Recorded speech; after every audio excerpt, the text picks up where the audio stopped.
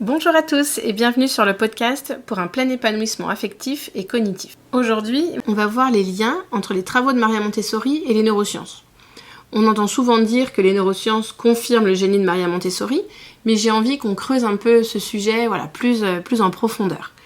Il y a quelques mois, dans la formation en ligne que je propose, j'ai commencé à mettre en parallèle les travaux de recherche de Steve Masson et de Angeline Stoll-Lillard pour montrer que les neurosciences confirment les travaux de Maria Montessori et qu'en ayant ces connaissances, ça peut permettre aux enfants de mieux apprendre.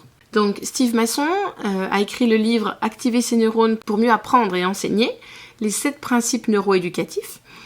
J'ai eu la chance de l'interviewer sur le podcast, donc si vous n'avez pas encore écouté cette interview, je vous la conseille vivement. Et Angeline Stoll-Lillard, c'est une professeure de psychologie en Virginie, aux États-Unis, qui pendant 20 ans a travaillé sur les travaux de Maria Montessori. Et son livre s'appelle « Montessori, une révolution pédagogique soutenue par la science ».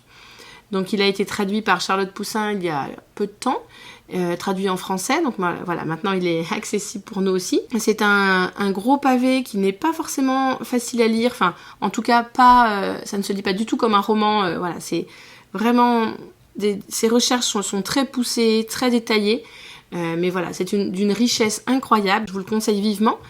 Et Charlotte Poussin, qui a traduit ce livre, je l'ai aussi interviewé sur le podcast, donc encore deux autres épisodes à écouter. Mais évidemment, ces 2 livres-là, je vous les conseille vivement. Et donc, ce qu'on va faire aujourd'hui, c'est partir du premier principe de Steve Masson et comparer avec les travaux de Maria Montessori. Donc, ce que j'aime beaucoup dans le livre de Steve Masson, c'est que pour chaque principe, il explique pourquoi ce principe permet de mieux apprendre, et ensuite comment le mettre en application.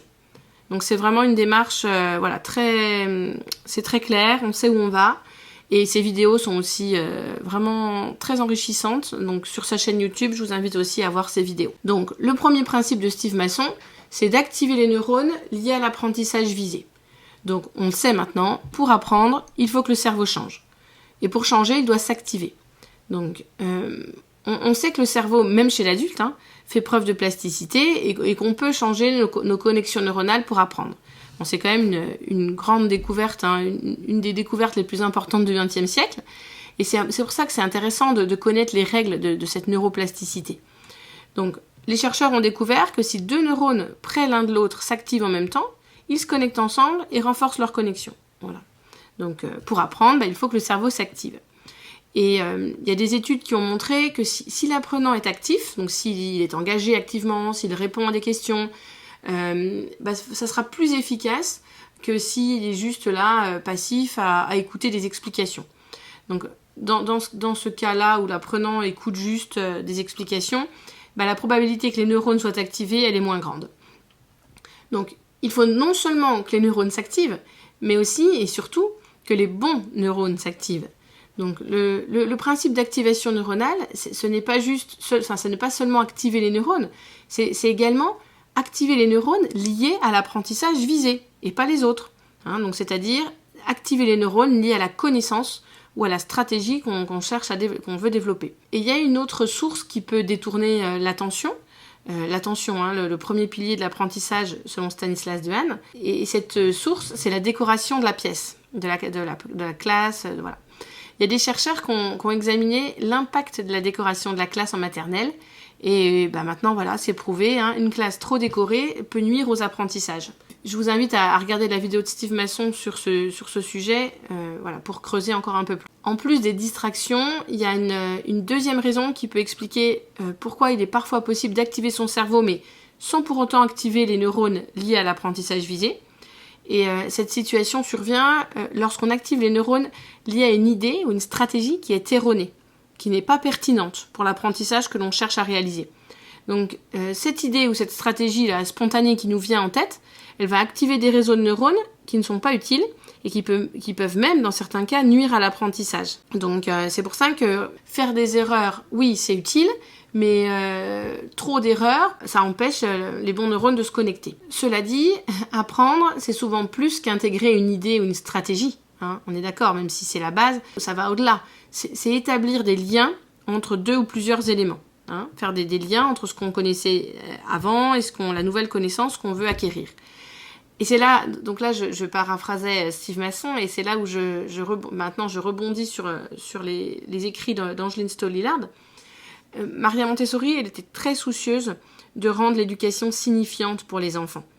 Et cette préoccupation, elle se perçoit en permanence dans le programme éducatif qu'elle a élaboré. L'éducation Montessori, elle fournit des contextes signifiants pour l'apprentissage, et cela de plusieurs manières. Donc en premier lieu, les nouvelles connaissances, elles sont ajoutées aux anciennes, et d'une manière qui semble beaucoup plus cohérente que ce qui est habituel dans une scolarité conventionnelle.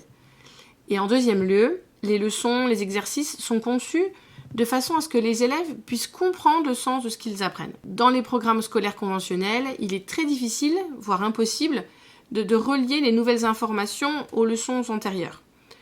Souvent, on va utiliser différents manuels pour chaque sujet, et le plus souvent, ces manuels auront été publiés par différentes maisons d'édition qui ne se sont pas du tout consultées. Et les écoles aussi, les écoles traditionnelles changent aussi régulièrement les manuels scolaires et les programmes, et choisissent rarement les nouveaux programmes en fonction de ce que les élèves ont appris auparavant. Donc, en général, les enseignants ne gardent la même classe qu'une année, et il arrive aussi qu'ils ne sachent même pas ce qui a été enseigné l'année précédente à un enfant particulier. Donc ce manque de cohérence nuit à l'apprentissage. Et dans ces circonstances, c'est très difficile pour un enseignant d'élaborer des leçons qui vont intégrer l'information dans l'ensemble des programmes scolaires pour tous les enfants d'une classe. Et l'éducation Montessori se distingue par l'utilisation de leçons et de matériel qui ont été élaborés en tenant compte de l'ensemble du programme éducatif, de la naissance à 12 ans. Donc, l'un des avantages du fait qu'une seule personne ait élaboré l'ensemble du programme scolaire, quels que soient les sujets et l'âge de l'enfant, c'est que les connaissances, elles sont reliées entre elles, à la fois de façon simultanée sur l'ensemble du programme et tout au long de la scolarité de l'enfant. Donc, les enfants peuvent créer des structures mentales à partir de matériel déjà connu, auquel un nouveau matériel soigneusement conçu peut être assimilé. Angeline Stoll-Lillard donne l'exemple des enfants qui apprennent en classe maternelle les noms des différentes formes géométriques avec le cabinet de géométrie. Et plus tard, en classe élémentaire, ils vont apprendre à calculer la surface de ces formes. Un autre exemple, en classe de maternelle, les enfants apprennent les 6 parties principales des plantes. Et en élémentaire, ils en apprennent plus sur les variétés de chaque partie des plantes et sur le fait que les caractéristiques de ces variétés facilitent l'adaptation à différents environnements. La recherche suggère que l'assimilation de nouveaux concepts est facilitée par de telles interconnexions. Et ça, c'est possible grâce à la cohérence d'un programme d'études qui a été élaboré pour un spectre étendu d'âge différent par une seule personne sur une période de 50 ans. Il existe également une cohérence entre les programmes d'études. Par exemple, les enfants considèrent la portée de la forme grammaticale adjectif en liaison avec des expériences scientifiques, comme celle où ils découvrent qu'il y a des membranes perméables et d'autres imperméables. Donc la grammaire et la science sont délibérément liées. L'enfant peut ainsi voir l'utilisation d'un ensemble de concepts normalement abstraits, comme la grammaire, dans le contexte de la compréhension du monde par la science. Donc ces liens, ils sont explicites et préconçus, ils ne sont pas accidentels. Les leçons Montessori sont conçues pour entrelacer les connaissances, pour aider les enfants à voir les liens entre les différents domaines du programme et le monde à l'extérieur de la classe, évidemment. Donc, les recherches existantes suggèrent que les personnes de tout âge apprennent mieux quand ce qu'elles apprennent est interconnecté. Voilà ce que Steve Masson vient de dire. Donc, les nouvelles connaissances sont construites sur les anciennes et tout l'apprentissage est interconnecté. D'où la force de la proposition de Maria Montessori. Vendredi prochain, je poursuivrai avec le transfert des apprentissages. On sera toujours sur ce premier principe, activer les neurones liés à l'apprentissage visé, et je poursuivrai avec le transfert des apprentissages. Donc, si le fait de mettre en lien les travaux de Maria Montessori avec les neurosciences est vraiment quelque chose qui vous intéresse, vous pouvez avoir accès à ce dossier en intégralité en vous inscrivant à ma formation en ligne, que j'ai nommée d'ailleurs « Vers une pédagogie en lien avec le fonctionnement du cerveau », ou autrement dit Montessori Neurosciences. Donc voilà, vous trouverez toutes les infos sur mon blog montessori-apprendreautrement.com Et voilà, je suis ravie de vous avoir fait découvrir ou redécouvrir ces liens dans cet épisode. Et voilà, vendredi prochain, on continue avec le transfert des apprentissages. N'hésitez pas si vous avez des remarques à faire en cours de route. Voilà, je serais vraiment ravie d'avoir votre avis, de savoir si ce podcast vous est utile ou si vous avez envie qu'il prenne une autre direction. Je serais vraiment heureuse d'avoir votre avis. Je vous dis à vendredi prochain.